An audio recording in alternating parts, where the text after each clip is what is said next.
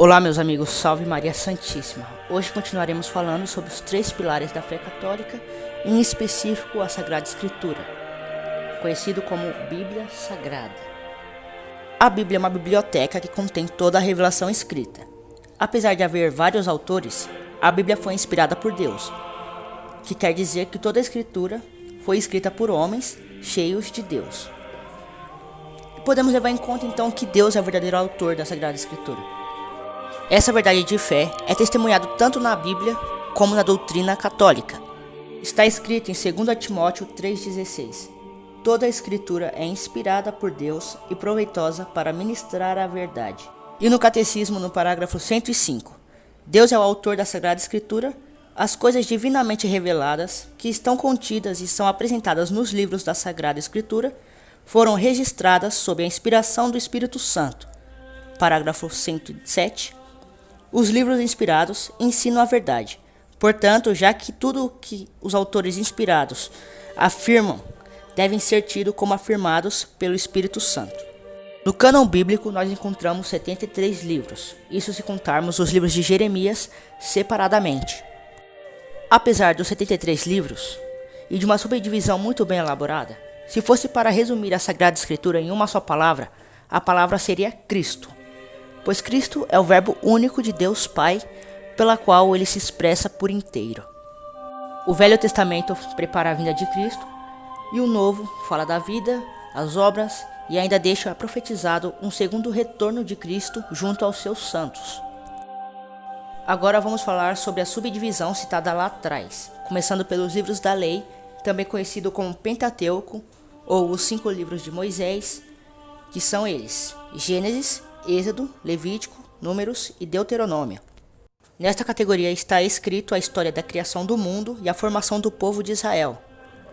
Agora vamos passar para os livros históricos, que são Josué, Juízes, 1 e 2 Samuel, 1 e 2 Reis, Esdras, Neemias, 1 e 2 Crônicas, Ruth, Esther, Tobias, Judite e 1 e 2 Macabeus. Nesta categoria de livros nos é apresentado a história do reino de Israel e suas guerras. Agora passando para os livros didáticos, conhecidos também como sapienciais, são eles Jó, Eclesiastes, Eclesiástico, Salmos, Provérbios, Cântico dos Cânticos e Sabedoria. Nesta categoria nos é apresentado os escritos de sabedoria e poesias dos hebreus. Os livros proféticos são divididos entre os profetas maiores e menores. Os maiores são Isaías, Jeremias, Ezequias, Daniel e Baruque. Os menores, Oséias, Joel, Amós, Obadias, Jonas, Miqueias, Naum, Rabacuque, Sofonias, Ageu, Zacarias e Malaquias. E o livro de Lamentações. Nesta categoria nos é apresentado os escritos dos profetas que pregavam arrependimento e preparavam o povo eleito para a chegada do Messias. No Novo Testamento nós temos os 4 evangelhos, que narram a vida e os milagres, a morte e a ressurreição de Jesus Cristo. No Novo Testamento só há apenas um livro histórico, que é o Atos dos Apóstolos, que apresenta a instituição e expansão da Igreja Católica. Depois temos as epístolas, que são divididas entre as cartas de Paulo, as cartas pastorais e as cartas católicas.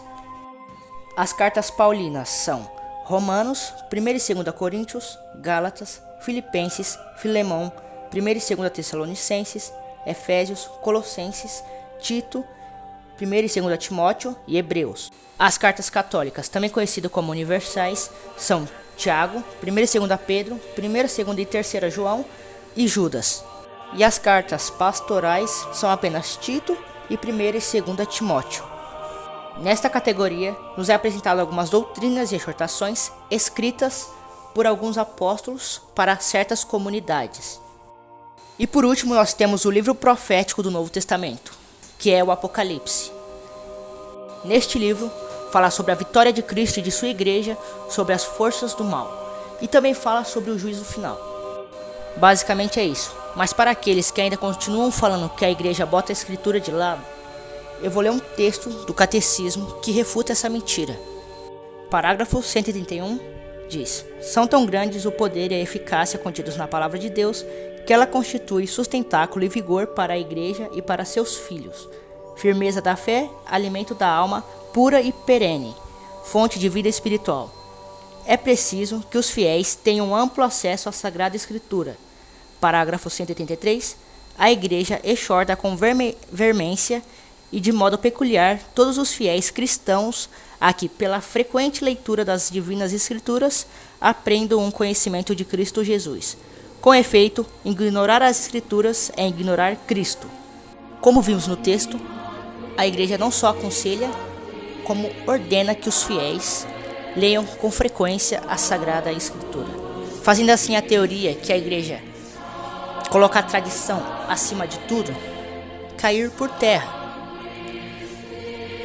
Pois, como vimos no vídeo retrasado, a tradição e a Escritura têm igual valor, nenhuma maior que a outra, mas as duas se completam. E para encerrar o vídeo, eu vou deixar um texto de reflexão para os protestantes. A Sagrada Escritura nos dá um belo material de formação para um cristão e um excelente conteúdo para a salvação. Mas mesmo assim, se a Sagrada Escritura tivesse todos os materiais necessários e nós tivéssemos um péssimo professor, do que adiantaria a Sagrada Escritura ter tudo isso?